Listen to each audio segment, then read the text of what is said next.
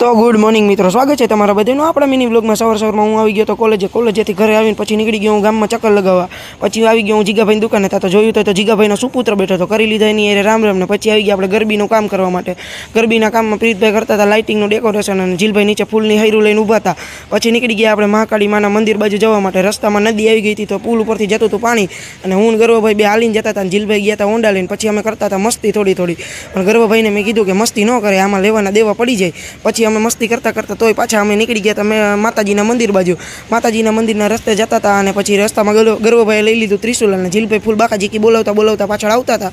પછી અમે મસ્તી કરતા કરતા પાછા નીકળી ગયા અને સામે દેખાય છે એ છે સીમય માતાનું જૂનું મંદિર। સૌ પ્રથમ મંદિરે આવી ગયા અને સીમય માતાજીના દર્શન કર્યા। શણગાર કંઈ કરેલો નહોતો એટલે પછી પ્રીતભાઈએ કર્યું આપણે સિંદૂર માતાજીને અને પછી સિંદૂર પ્રીતભાઈ કરતા હતા અને પછી બધા અહીંયા પ્રેક્ષકો જોવા માટે બેસી ગયા હતા। પછી આપણે જીલભાઈ કરતા હતા હાર ને એવું બધું। પછી મેં કરી લીધા ધૂપ દીવા અને આજના મિની વ્લોગનો એન્ડ થાય છે અહીંયા। મળશું આપણે।